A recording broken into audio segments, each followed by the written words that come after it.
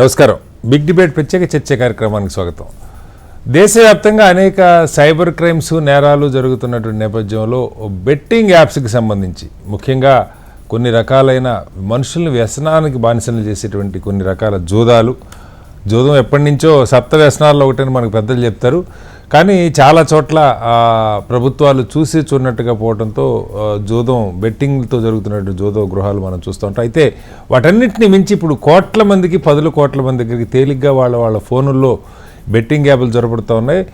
యువత ముఖ్యంగా వీటికి బానిసలు అవుతున్నారు, వ్యసనానికి లోన్ అవుతున్నారు. తేలిగ్గా డబ్బు సంపాదించవచ్చన్న ఉద్దేశంతో యాప్ల్లో ఆడటం మొదలు పెడుతూ ఉన్నారు. ఇదే కాకుండా క్రికెట్కి సంబంధించిన బెట్టింగ్లు కూడా చాలా భారీగా జరుగుతున్నాయి. ఇప్పుడు ఐపీఎల్ సీజన్ స్టార్ట్ కాబోతుంది. ఏ బాల్కి ఎవరు 6 కొడతారు, లేకపోతే ఎవరు అవుట్ అవుతారు, ఎవరు క్యాచ్ అవుట్ అవుతారు, ఇలా రకరకాల రూపాల్లో ప్రతి చిన్న సంఘటనకి బెట్టింగ్ నడుస్తున్న పరిస్థితి. రాజకీయాల్లో ఎన్నికల బెట్టింగులతో పాటు తెలుగు రాష్ట్రాల్లో ముఖ్యంగా గోదావరి జిల్లాలో జరిగే కోడిపందాల బెట్టింగులు సహా ఈ బెట్టింగ్లన్నిటికీ ఎందుకు ప్రభుత్వాలు ఎంకరేజ్ చేస్తున్న ఒక అంశం అయితే, రీసెంట్గా బెట్టింగ్ యాప్ల్లో ప్రమోషన్స్లో పాల్గొన్నటువంటి సినీ నటులు, అలాగే యూట్యూబర్స్, ఇన్ఫ్లుయెన్సర్స్ వాళ్ళందరినీ కూడా ప్రభుత్వం పోలీస్ శాఖ విచారణకు పిలిచినటువంటి పరిస్థితి కనపడుతుంది. ఈ అంశాల మీద మనతో మాట్లాడేందుకు రచనారెడ్డి గారు, ప్రముఖ హైకోర్టు న్యాయవాది, అలాగే Bharatiya Janata party spokes person మనతో ఉన్నారు. మరి కాసేపట్లో రెడ్డన్న గారు, మాజీ ఐపీఎస్ ఉన్నతాధికారి, పోలీసు ఉన్నతాధికారి మనతో జాయిన్ అవుతారు. అలాగే ఉమామహేష్ గారు, ఐటీ రంగ నిపుణులు కూడా మనతో జాయిన్ అవుతారు. అలాగే రామ సత్యనారాయణ గారు, ప్రముఖ సినీ నిర్మాత కూడా మరి కాసేపట్లో జాయిన్ అవుతారు. ముందుగా రచన గారు నమస్కారం. రచన గారు, ఇది ఇవాళ కొత్త సమస్య కాదు. అయితే చాలా ఆర్గనైజ్డ్గా, ముఖ్యంగా బెట్టింగ్ యాప్స్ గురించి మనం మాట్లాడుకుంటే చాలా ఆర్గనైజ్డ్గా కొన్ని మరి 10లో ఉన్నాయో 100లో ఉన్నాయో నాకు తెలియదు, చాలా పెద్ద ఎత్తున చాలా చదువుకున్న యువత కూడా మోసపోతున్నటువంటి పరిస్థితి. దానిలో దిగుతున్నారు, దానిలో బానిసలు అవుతున్నారు, డబ్బులు పోగొట్టుకుంటున్నారు. అయితే సినిమా నటులు చాలామంది, దాదాపు ప్రకాష్ రాజ్ గారి దగ్గర నుంచి మొదలు పెడితే విజయ్ దేవరకొండ గారు, మంచు లక్ష్మి గారు, దగ్గుబాటి రాణా, శ్యామల అని ఇంకొక ఆవిడ, అలాగే విష్ణుప్రియ, రీతు చౌదరి, వీళ్ళందరినీ కూడా పోలీసులు ఎంక్వైరీకి పిలుస్తున్న పరిస్థితి. ఫస్ట్ ఫండమెంటల్ లీగల్ పార్ట్ నేను మిమ్మల్ని అడగదలుచుకుంది ఏంటంటే, ఆ యాప్స్ అధికారికమా కాదా? నెంబర్ 1. అధికారికం అయితే ఆ యాప్స్కి సంబంధించిన ప్రకటనలో నటించడం తప్పేలా అవుతుంది? నేను లీగల్ క్వశ్చన్ అడుగుతున్నా. అది మోరల్గా రైటా రంగ పక్కకు పెడితే యాప్స్ అధికారికమా కాదా? ముందు అధికారం కాకపోతే అసలు మన ఫోన్లో ఎలా చొరబడుతున్నాయి, మనకి ఎలా వాటిని డౌన్లోడ్ చేసుకోగలుగుతున్నాం? అందరికీ నమస్కారం అండి. అయితే ఇక్కడ ఆ లీగల్ ఆస్పెక్ట్ గురించే ఫస్ట్ ఇచ్చేద్దాం సార్. ఎందుకంటే గ్యాంబ్లింగ్ జూదం, గ్యాంబ్లింగ్ కి సంబంధించి చాలా చట్టాలు ఉన్నాయి. దానికి లైసెన్సింగ్ కూడా అవసరం. ఇప్పుడు గోవాలో మనకు కసినోస్ ఉంటాయి. ఆ కసినోస్ లో గ్యాంబ్లింగ్ నడుస్తుంది. సో ఆ కసినోస్ కి ఎంత వరకు చేయాలా, ఏం సంగతి, అదేంటి దాంట్లో పార్టిసిపేట్ అయ్యే వాళ్ళని ఎలా సెక్యూర్ చేయాలి, అదంతా దానికి సంబంధించిన చట్టం ఉంటది, లైసెన్సింగ్ కూడా ఉంటది. సో గ్యాంబ్లింగ్ కి అంతటా అంటే భారతదేశంలోనే కాదు, అంతర్జాతీయంగా కూడా చాలా దేశాలలో వాటి దేశాలకు సంబంధించిన చట్టాలు ఉన్నాయి. మన భారతదేశంలో కూడా, మన ఆంధ్ర రాష్ట్రాల్లో కూడా గ్యాంబ్లింగ్ కి సంబంధించిన చట్టం. ఈ గ్యాంబ్లింగ్ ఇంకో అవతారం అంటారు చూడు, ఈ గ్యాంబ్లింగ్ ఇంకో అవతారమే ఈ బెట్టింగ్ యాప్స్ కూడా.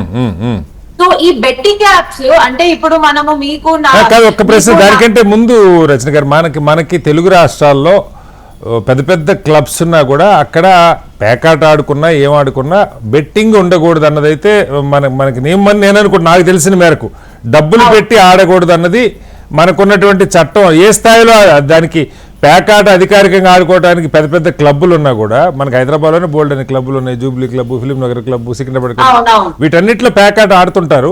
కానీ అది కంప్లీట్ గా అధికారికంగా అయితే బెట్టింగ్ లేదు అని, అంతేనా? అవునండి. సో బెట్టింగ్ ఎక్సెప్ట్ గోవా, ఇండియాలో గోవా తప్ప క్యాసినోలు నాకు తెలిసి ఎక్కడా లేవు.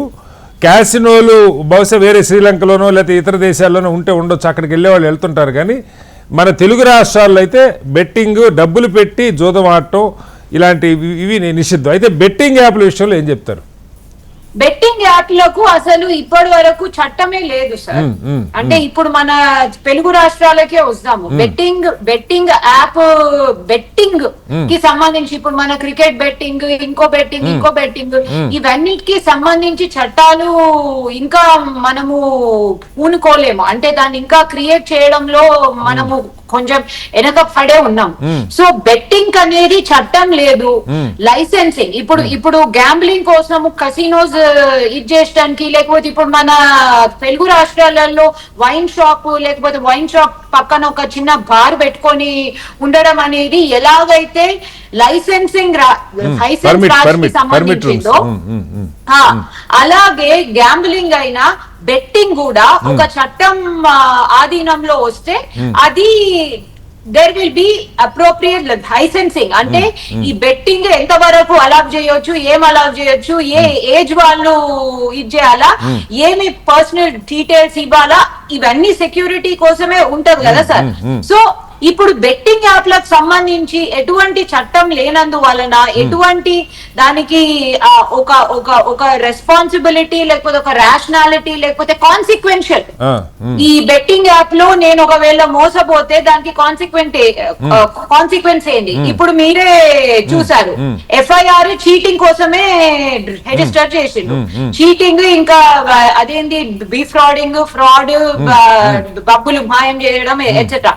సో కానీ బెట్టింగ్ యాప్స్ మీద స్పెసిఫిక్ చట్టం ఉంటే దానికి అవసరమైన లైసెన్సింగ్, దానికి అవసరమైన కాదు రచన గారు, అంటే మీరు జాతీయ స్థాయిలో భారతీయ జనతా పార్టీ, నేను పార్టీల గురించే కదా కానీ గవర్నమెంట్ మనకి టెక్నాలజీ ముఖ్యంగా స్మార్ట్ ఫోన్ల వాడకం భారీగా పెరిగింది ఈ 10 ఏళ్లలో.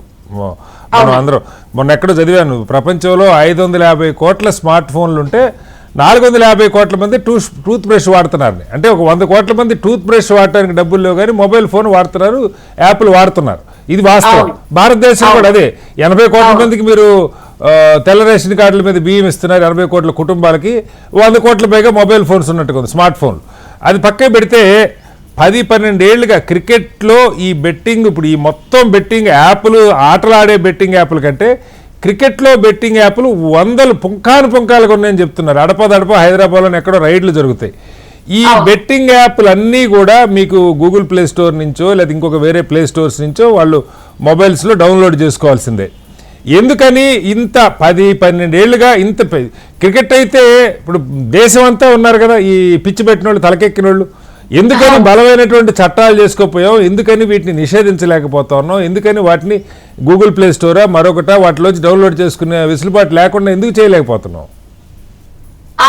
అది దాని గురించి మనం ఖచ్చితంగా నేషనలీ ఇంకా ప్లస్ స్టేట్ వైజ్ కూడా మనము చట్టాలు తీసుకురావాలి సార్. ఇప్పుడు బెట్టింగ్ యాప్స్ ఇప్పుడు మనము నేషనలీ చేయాలనా లేకపోతే స్టేట్ వైజ్ చేయాలనా అనేది ఈ బెట్టింగ్ ఇన్ఫర్మేషన్ టెక్నాలజీకి సంబంధించిన పరిధిలో రావాల్సింది.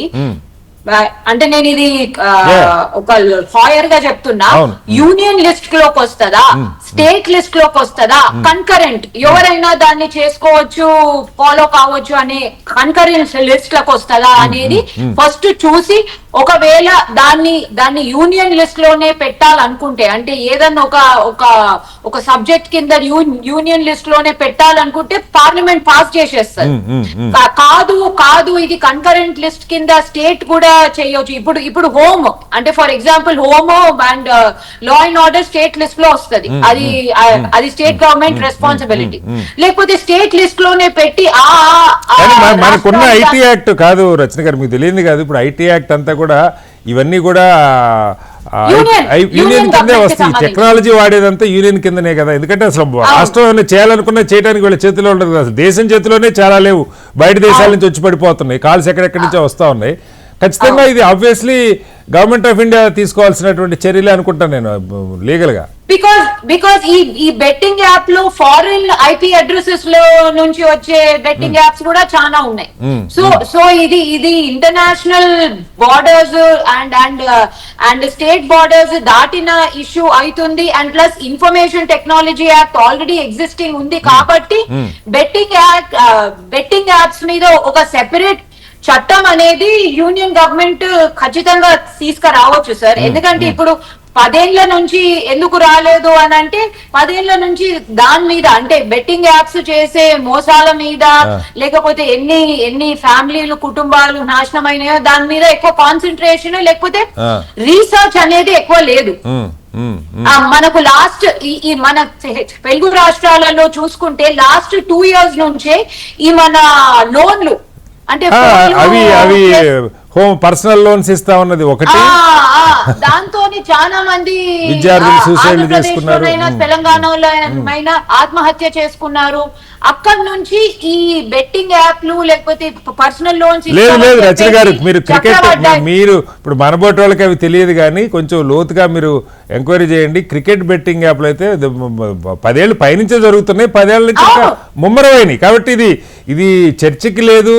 రీసెంట్ ఆల్రెడీ బోల్డ్ అంతా విక్టిమ్స్ అయితే ఉన్నారు భారతదేశ వ్యాప్తంగా, విక్టిమ్స్ ఉన్నారు సార్. కానీ దీని గురించి అవగాహన లేక రీసెర్చ్ కూడా ఎక్కువ లేదు. విక్టిమ్స్ చాలానే ఉన్నారు. అండ్ మనకి బెట్టింగ్ యాప్స్ ప్లస్ ఈ so called home loans personal loans దాని తర్వాత దాని మీద వడ్డీ చక్ర వడ్డీలకు సంబంధించిన చావులు లేకపోతే ఫ్యామిలీ ఇష్యూస్ మనకు లాస్ట్ 2 years నుంచి మనకు చాలా ఎక్కువగా వినిపిస్తున్నాయి. Now is the right time that ఇప్పుడు ఎట్లాగో ఐటీ యాక్ట్ లో చాలా అమెండ్మెంట్స్ తీసుకురావాలనుకుంటున్నారు. ఎలాగో ఎప్పుడో ఒకప్పుడు స్టార్ లింక్ అనేది కూడా వస్తుంది. స్టార్ లింక్ అనేది వచ్చినప్పుడు ఇప్పటి వరకు మనకు ఇండియన్ ఇంటర్నెట్ క్యారియర్స్ ఉండే, జియోనైనా ఎయిర్టెల్ అయినా ఇంకో ఏదైనా. ఇప్పుడు స్టార్ లింక్ జియోనో ఎయిర్టెల్ వాళ్ళతో అగ్రిమెంట్ లోకి ఎంటర్ అయ్యి వాళ్ళ ద్వారా స్టార్ లింక్ వస్తుంది. అయినా గానీ ఒక ఇంటర్నేషనల్ ప్లేయర్ వస్తున్నట్టే ఇండియాలో. సో అందుకోసం ఐటీ చట్టాలకు ఎలాగో కొత్త అవగాహన అమెండ్మెంట్స్ రావాలి. కాబట్టి ఇటువంటి బెట్టింగ్ యాప్స్ ని కూడా రెగ్యులేట్ చేయాలి. Regulation is important. రెగ్యులేషన్ చేస్తేనే ఇటువంటి అఘాయిత్యాలు జరగకుండా ఉంటాయి. ఇప్పుడు ఈ బెట్టింగ్ యాప్స్ తోని మోసపోయారు అంటే సరే పోలీసుల దగ్గరకు పోయి అంటే లా అండ్ ఆర్డర్ పోలీస్ దగ్గరకు పోతే వాళ్ళు చీటింగ్ కేసే చేస్తారు. దానిలో ఉన్న క్వాలిటీస్ తోనే దానిలో ఉన్న ఇంగ్రీడియంట్స్ తోనే వాళ్ళు ఇన్వెస్టిగేషన్ చేస్తారు. ఇంకొకటి రచన గారు, ఇక్కడ ఇప్పుడు ఈ సినిమా నటుల్ని టీవీ యాంకర్స్ లేకపోతే ఇంకెవరు వీళ్ళు యూట్యూబర్స్ వీళ్ళందరినీ పిలుస్తున్నారు, 20-25 మందిని పిలుస్తున్నారని చెప్తా ఉన్నారు. ఈ కొంతమంది ఆల్రెడీ ఇది మేము తప్పని మాకు తర్వాత తెలిసింది. ఇప్పుడు ప్రకాష్ రాజ్ గారు, రీతు చౌదరి ఇలాంటి వాళ్ళు స్టేట్మెంట్లు కూడా ఇచ్చారు. మేము ఇది పొరపాటుగా మాకు తెలియక చేసాము. ప్రకాష్ రాజ్ గారు 10 ఏళ్ల క్రితం 2016లో నేను చేసింది, ఆ తర్వాత అది టెలికాస్ట్ కావద్దని చెప్పి నేను చెప్పాను. వాళ్ళు ఆగారు, కాంట్రాక్ట్ పీరియడ్ అయిపోయింది.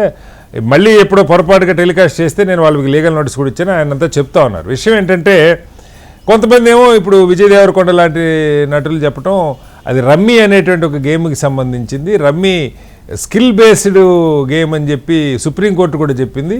స్కిల్ బేస్డ్ గేమ్ కాబట్టి బెట్టింగ్ నేరం కాదు, అందులో లాటరీ ఏమి లేదు, జోదం ఏమి లేదు, నైపుణ్యం అని చెప్పి ఆయన చెప్తా ఉన్నారు. ఎలా అంటే మరి సుప్రీంకోర్టు ఎప్పుడు చెప్పిందో నాకు ఆ జడ్జి తెలీదు. రమ్మీ అనే ఒక ఆట, ఈ ఆటలో డబ్బులు పెట్టి ఆట నైపుణ్యం ఉన్నా సరే డబ్బులు పోగొట్టుకోవటాన్ని ఎలా అర్థం చేసుకోవాలి?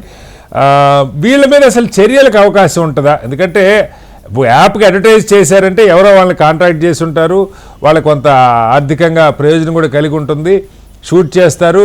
ఎవరో తెలియకుండా ఇప్పుడు సైబర్ క్రైమ్ లాగా ఎక్కడ ఆఫ్రికా నుంచి ఎక్కడి నుంచో ఫోన్లు కాదు, ఇది మన నటుల్ని కాంట్రాక్ట్ చేసి వాళ్ళతో ఒప్పందం చేసుకొని లీగల్గా షూట్ చేసి అగ్రిమెంట్ బేస్డ్.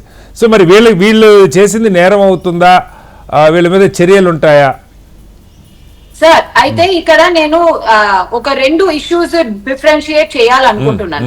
ఇక్కడ వీళ్ళను విట్నెసెస్ లాగా పిలుస్తుండ్రు, అసలు ఏం జరిగింది, ఎప్పుడు మీరు ఈ కాంట్రాక్ట్ లోకి ఎంటర్ అయ్యారు అన్నట్టు పిలుస్తున్నారు. కానీ వీళ్ళ మీద ఇంటెన్షన్, మోటివ్ అనేది క్రిమినల్ లాలో మోటివ్ అనేది చాలా ఇంపార్టెంట్, మెన్స్రియా. సో మోటివ్ అనేది ఆపాదించడం చాలా కష్టం అవుతుంది. ఎందుకంటే మీకు నాకే బెట్టింగ్ యాప్ల గురించి చట్టం లేదురా బాబోయ్ అని చెప్పేసి మనం మాట్లాడుకుంటున్నాం. చట్టము లేనందు వలన ఇప్పుడు విజయ్ దేవరకొండ దానికి ఒక సెపరేట్ ఇంటర్ప్రిటేషన్ వాళ్ళు ఎవరు చెప్పిండ్రో అదంతా నడవదు. బెట్టింగ్ యాప్స్ అనేవి జూదం కి సంబంధించింది కాబట్టి లైసెన్సింగ్ రెజ్యూమ్ కింద రావాల్సిందే. ఆ లైసెన్సింగ్ రెజ్యూమ్ కింద రావడానికి ఇప్పటి వరకు మనకు చట్టాలు లేవు. ఆ చట్టాలు తీసుకురావాలి. జాతీయ స్థాయిలో లైసెన్సింగ్ ఉన్నదా రచన గారు? నాకు తెలియదు. ఈ బెట్టింగ్ యాప్స్ కి అయితే ఇంకా లైసెన్సింగ్ రాలేదు సార్. గ్యాంబ్లింగ్ అంటే లైసెన్స్ తీసుకోవాలి. మరి వీటికి ఉన్నది కానీ సారీ చెప్పండి. ఇప్పుడు క్యాసినో ఇప్పుడు ఫిజికల్ గా ఒక ప్లేస్ లో పెట్టి రన్ చేసే క్యాసినోలు ఇలాంటి వాటికైతే లైసెన్స్ కావాలి. సరే, గోవాలో అది ఎప్పటి నుంచో నడుస్తుంది. ఇప్పుడు ఇలాంటివి ప్లే స్టోర్స్ నుంచి డౌన్లోడ్ చేసుకోవాలనుకున్నప్పుడు, ఇండియాలో అవి రావాలనుకున్నప్పుడు ఇక్కడ ప్రభుత్వాలను కన్సల్ట్ చేయటం జరుగుతున్నదా? మేము ఈ యాప్స్ ఇలాంటివి ఇక్కడ చట్టాలకు లోబడే రావాలి కదా, ఏ వచ్చినా కూడా. ఇప్పుడు లేదు, అదే చట్టం లేదు కాబట్టి వస్తున్నాయి. చట్టము లేదు కాబట్టి ప్లే స్టోర్ లో మీకు ఇమీడియట్ గా వీటిని విక్రయించడానికి అంటే సేల్ లో పెట్టడానికి లేకపోతే డౌన్లోడ్ చేసుకోవడానికి ఈజీగా అవుతున్నాయి. చట్టాలు ఉంటే చట్టాలు లైసెన్సింగ్ ఉన్నదా లేదా అని ప్లే స్టోర్ అంటే ఆ యాప్ అది ఏ యాప్ అయితే అమ్ముతుందో, గూగుల్ ప్లే స్టోరో యాపిల్ ప్లే స్టోరో ఏదైతే అమ్ముతుందో అది లైసెన్సింగ్ ఉందా లేదా అని చూసుకొని అది అమ్ముతుంది. ఇక్కడ చట్టం లేకపోతే లైసెన్సింగ్ ఉందా లేదా తోని పని లేదు. నీకు ఇంకా అమ్మేవాడికి ఇండివిజువల్ కాంట్రాక్ట్ ఉంటది, ఇండిపెండెంట్ కాంట్రాక్ట్. అంటే ప్లే స్టోర్ వాడికి ఈ యాప్ అక్కడ ప్లే స్టోర్ లో డిస్ప్లే చేయాలనే వాడికి. So when there is no law, there is no responsibility, no regime.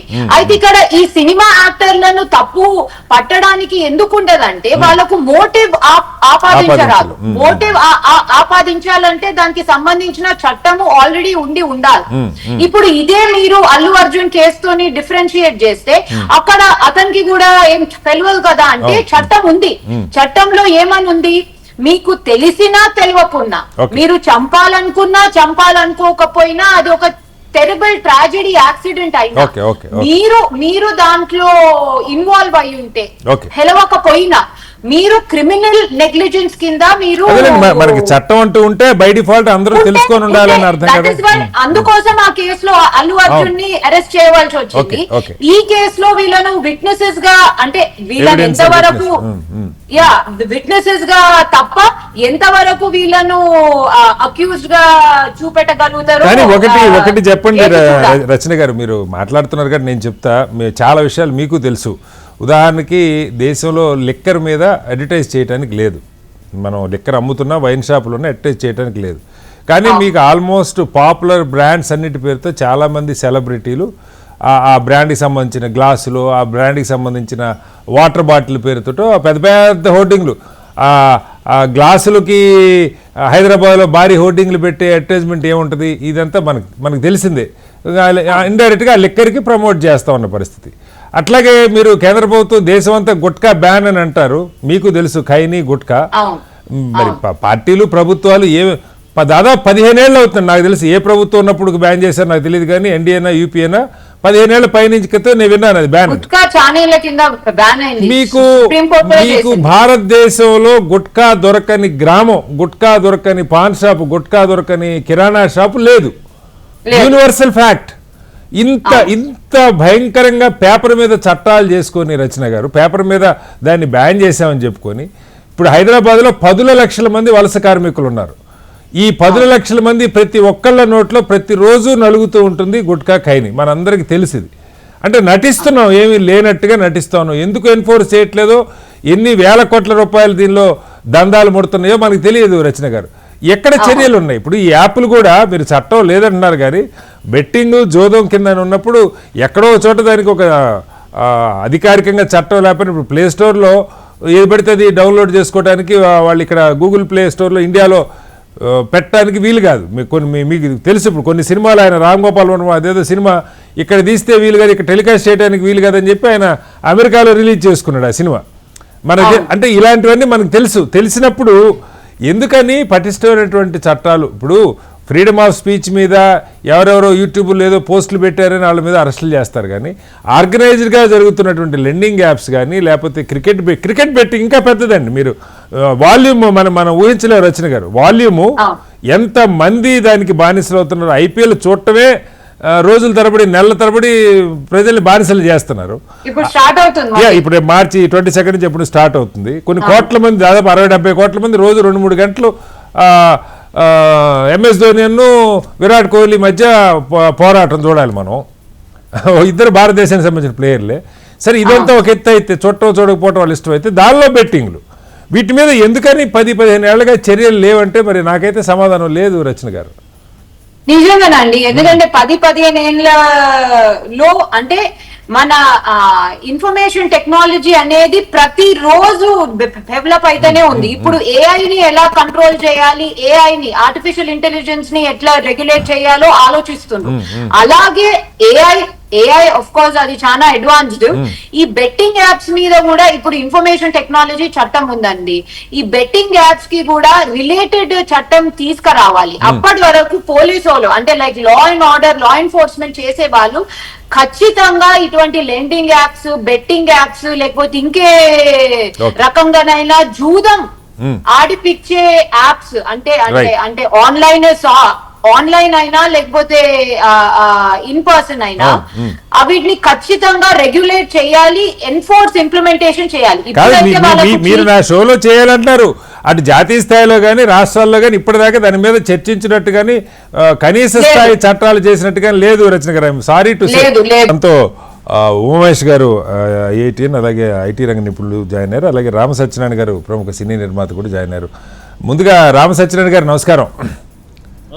Rama Satyanarayana గారు, చాలా మంది సినిమా హీరోలు, క్యారెక్టర్ ఆర్టిస్టులు లేకపోతే టీవీ ఆర్టిస్టులు వీళ్ళందరినీ వాళ్ళ మరి ఎవిడెన్స్ కోసం పిలిచారా, విట్నెస్ కింద పిలిచారా తెలియదు కానీ పోలీస్ శాఖ పిలుస్తున్నారు. కొంతమంది వెళ్ళి మాట్లాడుతున్నారు. కొంతమంది ఆల్రెడీ ఆన్లైన్లోనే వాళ్ళు వీడియోస్ కూడా రిలీజ్ చేశారు. ఇది మేము పొరపాటుగా తెలియజేసాం. ప్రకాష్ రాజు గారు అయితే 10 ఏళ్ల క్రితం, నేను అప్పుడు నాకు అంత వివరంగా తెలియదు, 2017 తర్వాత అది ఆపేయమని చెప్పాను. 1 సంవత్సరం ఆ కాంట్రాక్ట్ నడిచింది. ఆ తర్వాత నేను వాళ్ళు రెన్యువల్ చేసుకోలేదు, ఆయన వివరణ ఇచ్చారు. అట్లాగే ఇంకెవరో సినీ నటి రీతు చౌదరి, ఆవిడ అసలు ఇది తప్పు చేశాను నేను, మీరు కూడా అందరూ ఈ గేమింగ్ యాప్లు డిలీట్ చేసుకోండి, బెట్టింగ్ యాప్లు అని చెప్పి ఆమె చెప్తా ఉన్నారు. సో ఇది ఒక అంశం అయితే ఇప్పుడు ఈ వీళ్ళని ఇప్పుడు మీకు కొన్ని వ్యవస్థలు ఉన్నాయి, మా కానీ లేకపోతే ఫిలిం ఛాంబర్ కానీ ఇలాంటివి, అన్నిటి మీద మనం నియంత్రణ పెట్టలేం. కానీ వాళ్ళ స్వేచ్ఛకి సంబంధించి అసలు ఈ యాప్లు ఏ రకంగా దేశంలో వస్తూ ఉన్నాయి, లేకపోతే ఈ యాప్లు అధికారికంగా సినిమా నటులు సంప్రదించి వాళ్ళు అడ్వర్టైజ్మెంట్లు ఎలా చేసుకోగలుగుతున్నారు, 1-2 బయటకు వచ్చాకైనా అసలు ఇలాంటి యాప్ల్లో మనం నటించడం కరెక్టా కాదా అన్న దాని మీద ఏమన్నా మీకు ఈ గ్రూపుల్లో చర్చలు జరుగుతాయా? మా కానీ లేకపోతే ఫిలిం ఛాంబర్ కానీ మీ సంఘాలలో ఏమైనా వాటి మీద చర్చలు ఉంటాయా? ఇప్పుడు మొత్తంగా డ్రగ్స్ వచ్చినా ఏదొచ్చినా సినిమా రంగానికి సంబంధించిన వాళ్ళు ఉండటం అవమానం కదా సత్యనారాయణ గారు? కరెక్ట్ అండి. ఇప్పుడు ఏంటంటే బాగా పాపులర్ ఉన్న రంగాలు 2 అండి. ఒకటి రాజకీయం, 2 సినిమా రంగం అండి. రాజకీయ రంగంలో తక్కువ మంది మెంబర్స్ ఉంటారు, మొత్తం మీద 200 మందితో ఎమ్మెల్యేలు ఉంటారు. కానీ ఇక్కడ సినిమా రంగంలోకి వచ్చేటికి నెంబర్ ఆఫ్ ఆర్టిస్టులు, టెక్నీషియన్లు ఉంటారండి. ఇప్పుడు తాగుడి ఇవన్నీ కూడా అందరికి 10% అందరూ ఉంటారు కదా. 99% బాగున్నా 1%, 2% అయినా తాగుడు బానిసలు ఉంటారు, లేకపోతే మీరు చెప్పిన హెరాయిన్, గంజాయి లాంటి వాటికి బానిసలు ఉంటారు. వీళ్ళు సినిమా వాళ్ళు ప్రముఖులు కాబట్టి, పాపులారిటీ ఉంటుంది కాబట్టి తక్కువనే వాళ్ళ గురించి ఛానల్స్ కానీ లేదా ఇంకోళ్ళు కానీ బయటకు ఎక్కువ ప్రచారం చేస్తుంటారు. అంటే వీళ్ళు ఆడటం కాకుండా వీళ్ళు ఆడమని ప్రచారం చేశారు ఈ బెట్టింగ్ యాప్స్. ఇప్పుడు రీతు చౌదరి అయినా, ప్రకాష్ రాజ్ గారు అయినా మేము తప్పు చేసాం క్షమించండి అంటే తప్పు చేసిన వాళ్ళు ఒప్పుకున్నారు కదా. కాబట్టి ఖచ్చితంగా వాళ్ళు శిక్ష విధించాలని ముందు. ప్రకాష్ రాజ్ గారు చెప్పి 10 years క్రితం విషయం వదిలేండి. ఈ రీతు చౌదరి వీళ్ళందరూ కూడా ఈ 11 మంది శ్యామలా వీళ్ళందరూ ఉన్నారు కదండి, వీళ్ళందరూ ఖచ్చితంగా డబ్బులకి ఆశపడే చేశారండి.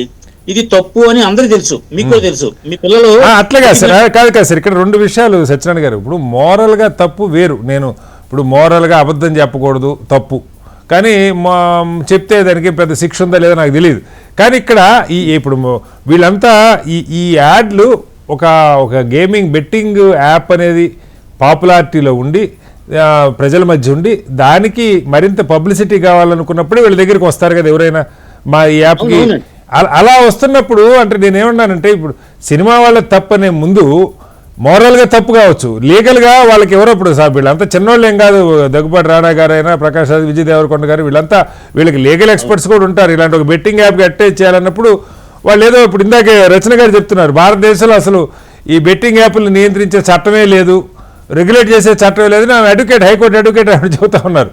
సో ఏ లాయర్ మంచి ఆవిడ విషయం ఉందండి ఆవిడ దగ్గర. కానీ ఏమండి, రూలు చట్టం అంటే ప్రతి చోట బొక్కలు ఉంటాయి సార్. ఇప్పుడు ఫిలినార్ క్లబ్ లో, జూబ్లీస్ క్లబ్ లో ప్యాక్ ఆడొచ్చండి. మీరు ప్యాక్ ఎందుకు ఆడకూడదు? మీరే వ్యక్తి క్లబ్కి వెళ్ళి ప్యాక్ ఆడొచ్చా? అది లేగలది. మీరు హోటల్కి వెళ్ళి ఎక్కడో కూర్చుని ప్యాక్ ఆడితే తప్పు, మీ ఇంట్లో ప్యాక్ అయినా తప్పే కదా. అది అక్కడ లైసెన్స్ ఉంది, ఇక్కడ లైసెన్స్ లేదు, అది తేడా.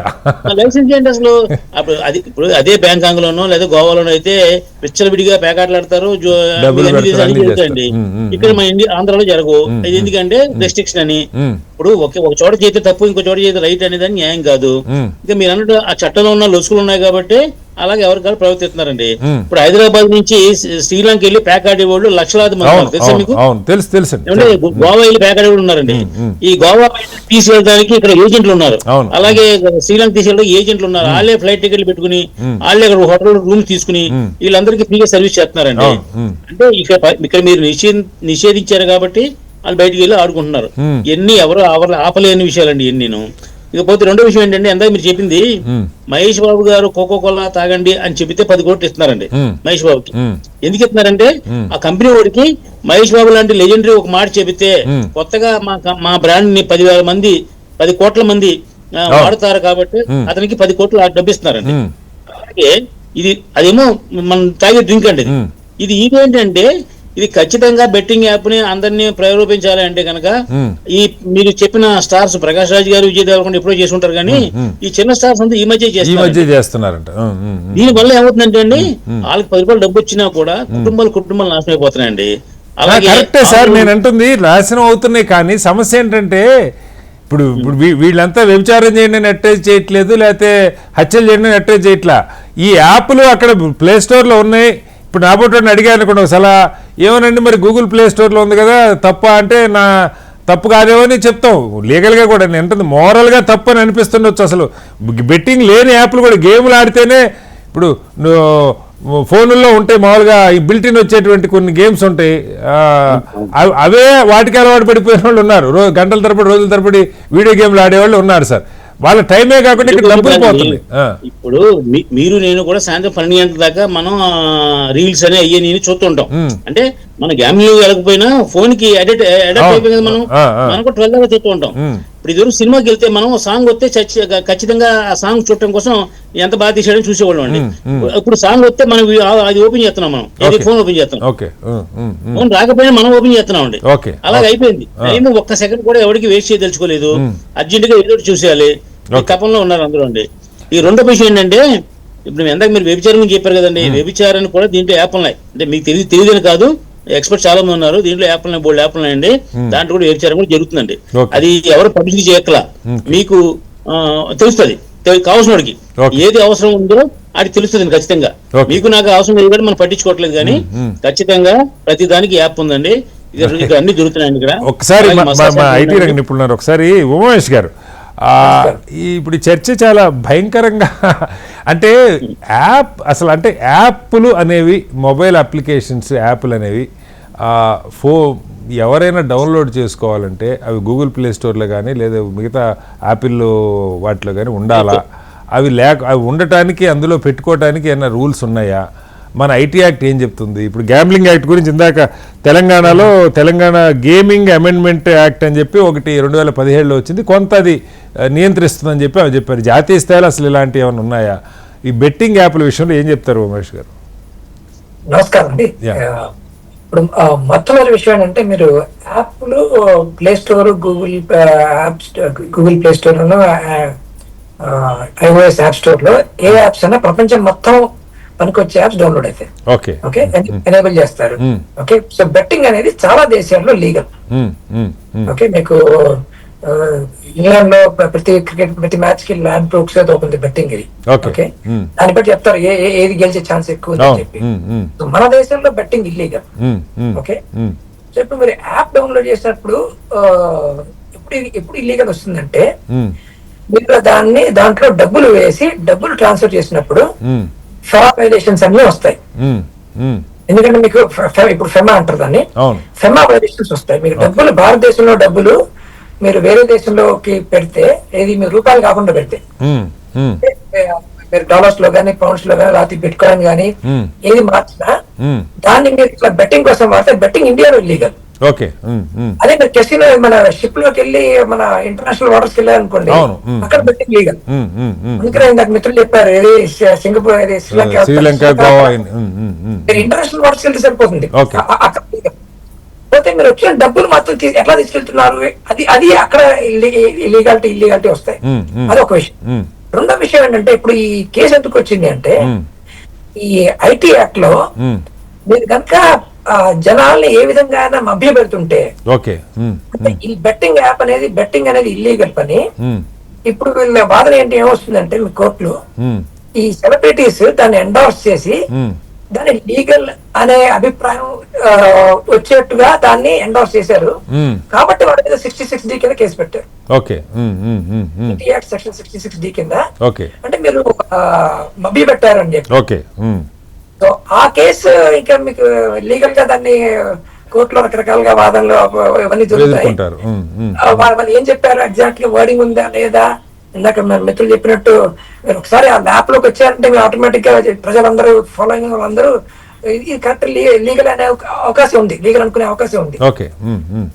ఆ విషయంలో మీకు కానీ కాదు సార్, మిమ్మల్ని అడుగుతున్నాను, ఇప్పుడు ఇండియన్ క్రికెట్ టీం వేసుకున్నటువంటి వాళ్ళ జాకెట్ అంటారా, టీషర్ట్, దాని మీద డ్రీమ్ 11 అని ఉంటుంది, అది కూడా ఒక బెట్టింగ్ యాప్ అని చెప్తారు కదా.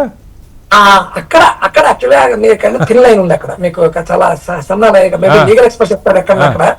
అది యాక్చువల్లీ అది కూడా నన్ను అడిగితే, అంటే మోరల్ గా అడిగితే అది మంచిది, అది కరెక్ట్ కాదు. ఓకే, పోతే దాన్ని క్విజ్ పెట్టారనుకోండి, మీరు బెట్టింగ్ కి క్విజ్ కి చాలా తేడా ఉంటుంది కదా.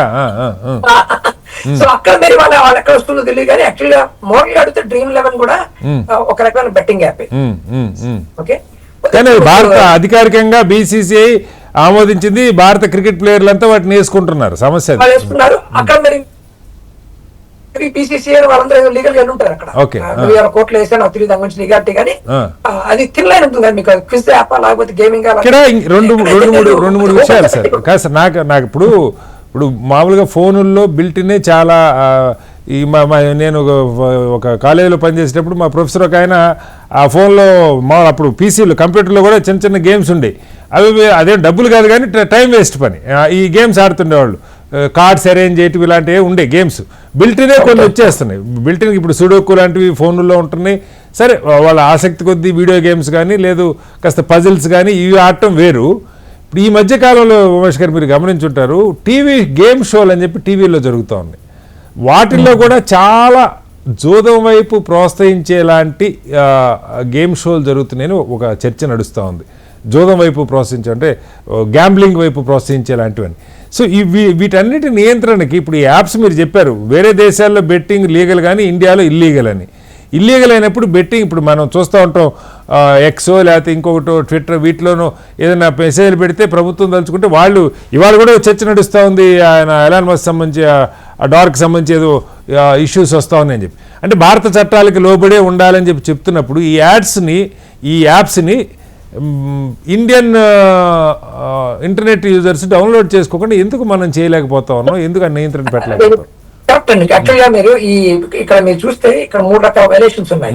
ఓకే, ఫస్ట్ ఎవరైతే యాప్ ఓన్ చేస్తున్నారో, నమస్కారం. సో ఇక్కడ మనం చూస్తే ఈ గేమింగ్ ఎకో సిస్టమ్ చూస్తే మనం ఫస్ట్ వచ్చేది ఈ యాప్ డెవలపర్స్, యాప్ ఓన్ చేసే సంస్థ. అవును, ఓకే. ఆ సంస్థ ఏం చేస్తుందంటే అక్కడ మీరు జనాల దగ్గర నుంచి డబ్బులు తీసుకొని ఇల్లీగల్ అయిన బెట్టింగ్ జూదం మీద తీసుకున్నారు కాబట్టి వాళ్ళకి కొన్ని రకాలుగా శిక్ష పడుతుంది. ఓకే, అంటే కొన్ని అంటే వాళ్ళు చేసింది తప్పు, ఇల్లీగల్ కాదు. ఓకే. రెండోది ఏంటంటే దాంట్లో వాళ్ళు ఏం చేస్తున్నారు, మళ్ళీ RBI వైలేట్ చేస్తారు, ఎందుకంటే బయటికి. ఓకే, సో మీకు ఆ ఫెమా వైలేషన్స్ దగ్గర వస్తుంది. ఓకే.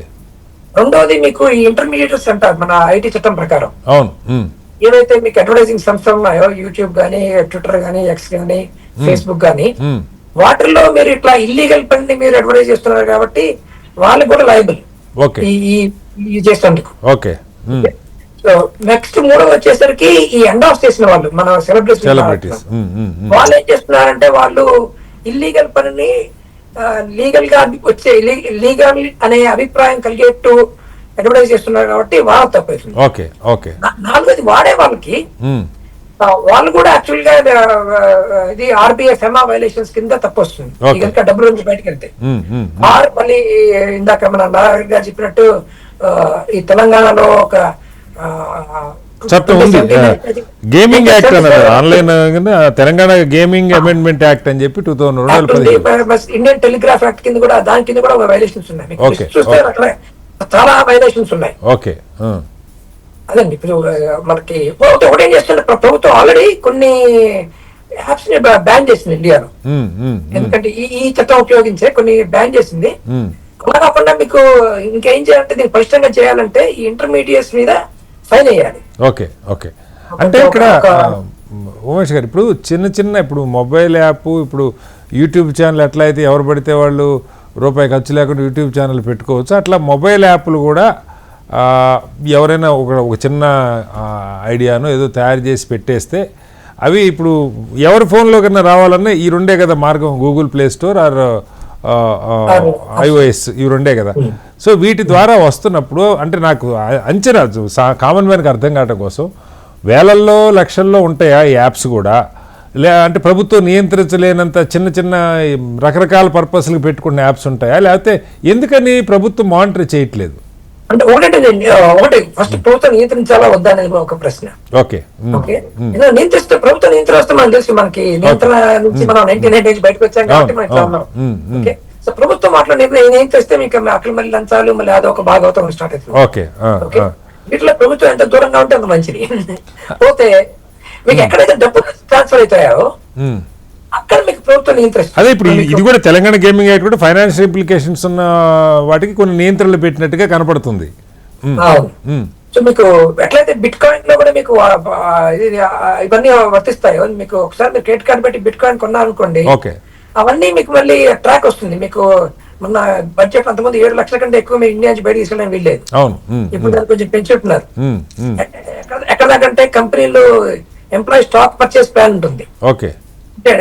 శాలరీతో కూర్చొని స్టాక్స్ కొంటారు. అని కొన్ని రిస్ట్రిక్షన్ పెట్టారు, మీరు 7 లక్షల కంటే ఎక్కువ కంపెనీ స్టాక్స్ కొంటాం వీల్లేదని చెప్పి. సో మీకు నియంత్రణ దగ్గర ఏవైతే 2 వస్తాయి. సో అందుకని యాక్చువల్గా ఈ ఫస్ట్ వచ్చేది ఇక్కడ ఆర్బీఐ రూల్స్ చాలా వైలేట్ అవుతాయి. తర్వాత ఈ స్టేట్ స్పెసిఫిక్ గ్యాంబ్లింగ్ యాక్ట్స్ అవి వైలేట్ అవుతాయి.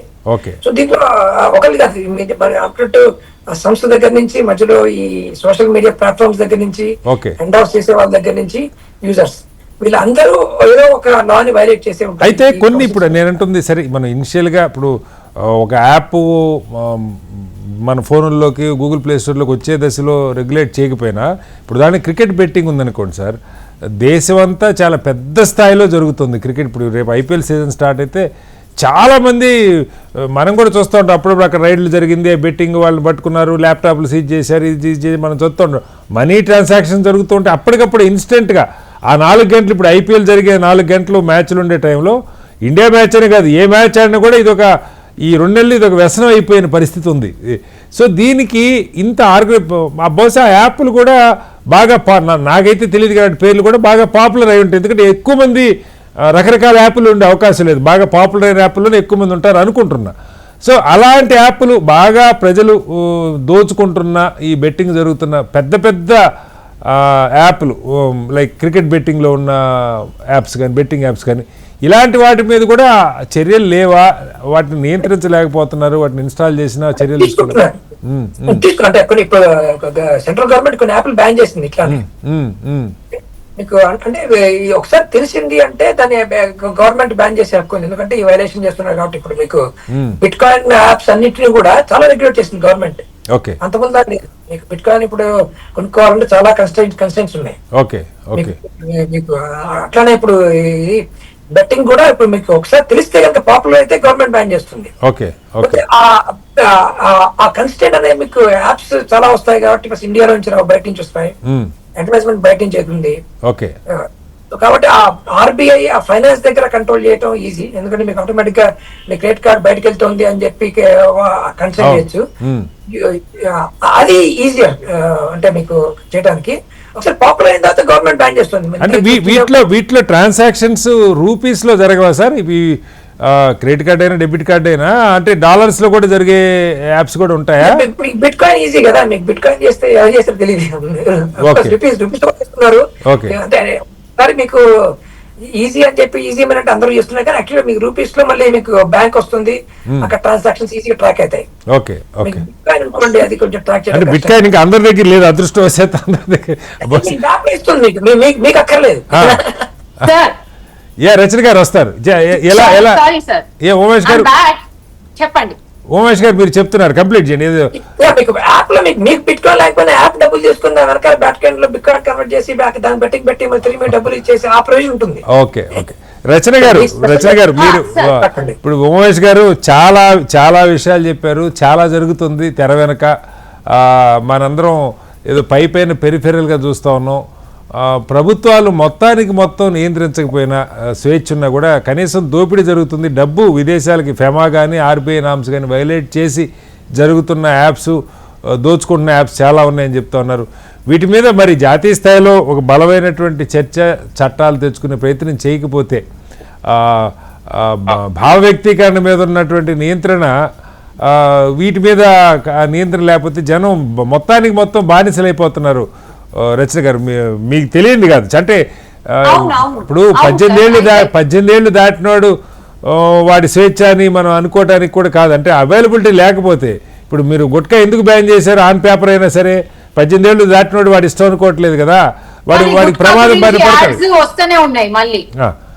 సో అయితే ఇక్కడ చెప్పండి అయితే నేను ఇక్కడ సార్ ఇప్పుడు మాట్లాడిన ధృతి సార్ చెప్పిన దాని మీద కంప్లీట్లీ ఏకీభవిస్తున్నాను. ఇక్కడ ఏంటంటే సార్ మన తెలంగాణకు వస్తేనైతే తెలంగాణ అమెండ్మెంట్ యాక్ట్ 2017 నుంచి online apps, online gaming apps అని పెట్టింది. సో దాంట్లోకి మనం బెట్టింగ్ కూడా ఇన్వాల్వ్ చేయొచ్చు. ఆ ఆన్లైన్ బెట్టింగ్ / గేమింగ్ యాప్స్ ని కంట్రోల్ చేయాలి, రెగ్యులేట్ చేయాలి, నియంత్రించాలి. లేకపోతే అన్లైసెన్స్డ్, అన్రెగ్యులేటెడ్ అయితే క్రిమినల్ పనిష్మెంట్ ఎక్సెట్రా అని పెట్టింది. అయితే ఇది 3 చట్టాల్లో, అంటే ఇప్పటికైతే 3 చట్టాల్లో ఇంటర్సెక్ట్ అవుతుంది. Online Telangana amendment act 2017 is intersecting with prevention of money laundering act. ఇప్పుడే సార్ మనకు బిట్ కాయిన్, దాని ట్రేసబిలిటీ, ల్యాక్ ఆఫ్ ట్రేసబిలిటీ గురించి చెప్తున్నారు. Prevention of money laundering act ఎక్కడ కిక్ ఇన్ అవుతుంది? ఇటువంటి బిట్ కాయిన్ ట్రేసబిలిటీ అండ్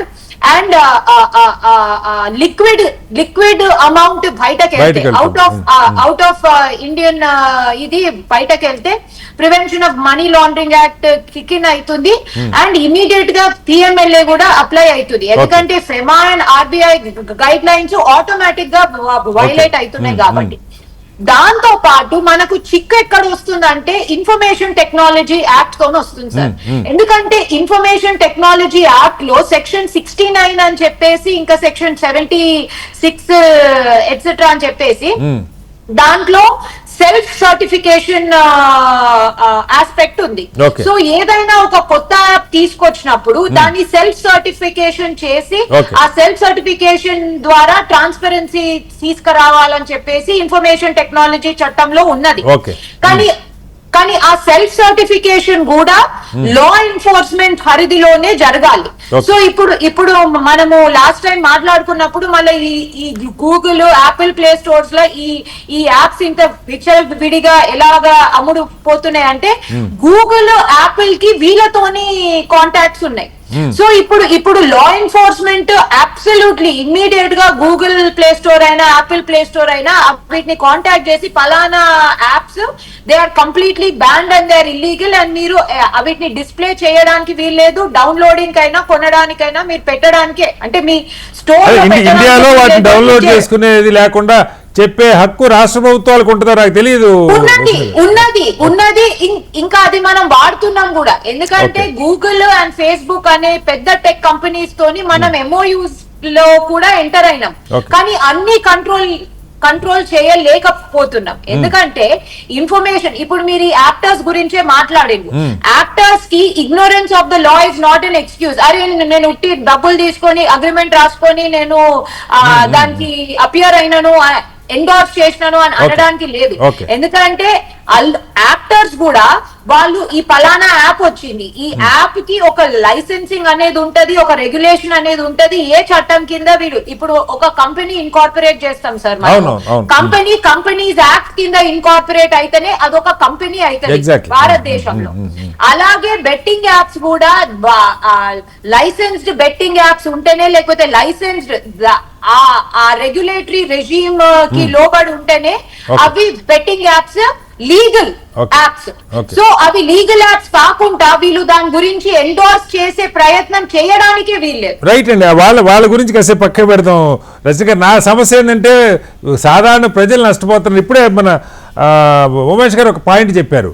ఈ మనీ ఎప్పుడైతే ట్రాన్స్ఫర్ అవుతుందో ఆర్బీఐ కానీ, ఎందుకంటే అది వీళ్ళు దానిలో డబ్బులు పోతున్నప్పుడు ఆ ట్రాన్సాక్షన్స్ని మీరుదా చెప్పారు బిట్ కాయిన్ ట్రాకింగ్ అని ఆర్బీఐ పూనుకుంటే వీటిని కొంతవరకు మామూలు యాప్స్ని ఏం చేయకపోయినా కూడా మనీ ఫైనాన్షియల్ ఇన్వాల్వ్మెంట్ ఉన్న దగ్గర కావాలంటే వాటిని చెక్ చేయడానికి కానీ నియంత్రించడానికి అవకాశం ఉందండి. మరి దాని మీద దృష్టి పెడతారా రచన గారు? పెట్టాలి సార్. ఎందుకంటే ఇప్పుడు మనకు మీరు చూస్తే ఇది పెద్ద కష్టమైన పని కాదు. అంటే అబ్బా ఎన్ని బెట్టింగ్ యాప్లు మనం ట్రాక్ చేయాలంటే పెద్ద కష్టమైన పని కాదు. ఎందుకు? ప్లే స్టోర్లు అంటే ఆన్లైన్ స్టోర్స్ చాలా లిమిటెడ్ గా ఉన్నాయి. ఈ యాప్లు మనం ఇప్పుడు అమెజాన్ లో యాప్లు దొరికాయి సార్. అమెజాన్ లో ప్రాపర్ గా మనము అదేంటి ఇందాక రామ్ సత్యనారాయణ గారు మాట్లాడారు, నిర్మాత వ్యభిచారానికి కూడా బ్రహ్మాండంగా యాప్లు ఉన్నాయి, అదేదో ఎక్కడో సీక్రెట్ గా పెట్టి చేయాల్సిన పని లేదని ఆయన కొండబద్దలు కూడా చెప్తున్నారు. అదే సార్, యాప్లు అమ్మబడే ప్లే స్టోర్స్ వేరే ఉన్నాయి. ఈ ప్లే స్టోర్స్ ఎన్నో లక్షలు కోట్లు అన్నట్టు లేవు. ఈ ప్లే స్టోర్స్ చాలా లిమిటెడ్ గా ఉన్నాయి.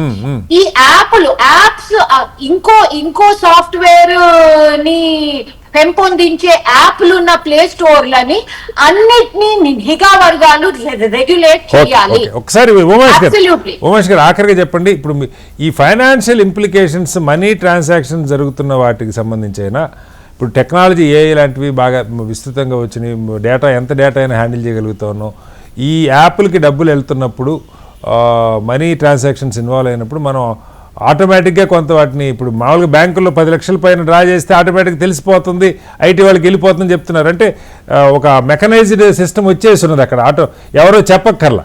సో అలా వీటి మీద అలాంటి నియంత్రణైనా పెట్టే అవకాశం ఉందా? అంటే అవకాశం ఉంది. దీంట్లో మనం ఏం చూసుకోవాలంటే ఆల్రెడీ మన ఐటీ చట్టంలో ఇంటర్మీడియరీస్ అని ఒక సెక్షన్ ఉంది. వీళ్ళందరినీ ఇంటర్మీడియరీస్ అంటారు. వాళ్ళకి కొన్ని రెస్పాన్సిబిలిటీస్ ఉన్నాయి. ఇక్కడ మన ప్రభుత్వం, మన కేంద్ర ప్రభుత్వం ఏం చేయాలంటే మన యూరోపియన్ యూనియన్ నుంచి కొంచెం నేర్చుకోవాలి. యూరోపియన్ యూనియన్ ఏం చేస్తుందంటే వాళ్ళు వీటి కంపెనీస్ మీద బాగా అంటే మిలియన్స్ ఆఫ్ డాలర్స్ ఫైన్ ఇస్తుంది. ఒక విధంగా చెప్పాలంటే వాళ్ళకి సోర్స్ ఆఫ్ రెవెన్యూ అయిపోయింది. కంపెనీ పట్టుకొని వాళ్ళ మీద కేసులు వేసి మిలియన్స్ ఆఫ్ డాలర్స్ సంపాదించుకోవడం. మనం మరి అట్లా ఒక ఎక్స్ట్రీమ్ కాలేకపోయినా ఇటువంటి కేసుల్లో ఎప్పుడైతే మీకు ఇది చాలా మంది జనాలకి నష్టం వస్తున్న కేసులో ఇంటర్మీడియట్ అన్నిటి మీద వాటి మీద హెవీ ఫైన్స్ కనుక వేస్తే వాళ్ళు ఆటోమేటిక్ అంటే వాళ్ళకి నొప్పి వచ్చేంత ఫైన్స్ చేస్తే కనుక ఆటోమేటిక్ గా వాళ్ళు నేర్పిస్తారు. రైట్ సార్, టైం అయిపోయింది ఉమేష్ గారు. మొత్తంగా కీలకమైన పాయింట్ ఏంటంటే ఇంటర్మీడియటరీస్ ఎవరైతే ఉంటారో ఈ యాప్లు మన ఫోన్లోకి రావడానికి మధ్యలో డెవలపర్ నుంచి మన ఫోన్కి రావటం మధ్యన ఇంటర్మీడియట్స్కి సంబంధించి వాళ్ళ మీద భారీగా పెనాల్టీలు వేసే పద్ధతులు కొన్ని దేశాల్లో ఉన్నాయి. అది జరగనంత వరకు మన ఫోన్లో యాప్లు వచ్చేస్తూనే ఉంటాయి. బానిసలే వాళ్ళు బానిసలు అవుతుంటారు, ప్రమోట్ చేసేవాళ్ళు ప్రమోట్ చేస్తూ ఉంటారు. ఈ కేసులో ఏం జరుగుతుందో చూద్దాం. కానీ పెద్ద ఎత్తున కొన్ని 10 కోట్ల మంది ఇలాంటి బెట్టింగుల్లో ప్రత్యక్షంగానో పరోక్షంగానో చిన్న స్థాయిలోనో పెద్ద స్థాయిలోనో అయితే భారత యువత బానిసలు అవుతున్నమాట వాస్తవం. దీని మీద సరైనటువంటి చర్యలు ఉండాల్సిన పరిస్థితి ఉంది. చర్చల పాల్గొన్న ఉమేష్ గారికి, రచన గారికి, అలాగే రామ సత్యనారాయణ గారికి ధన్యవాదాలు. ఇది వాళ్ళ బిగ్ డిబేట్. రేపు మరో మళ్ళీ కలుగుతాం. అందరికీ నమస్కారం, సెలవు.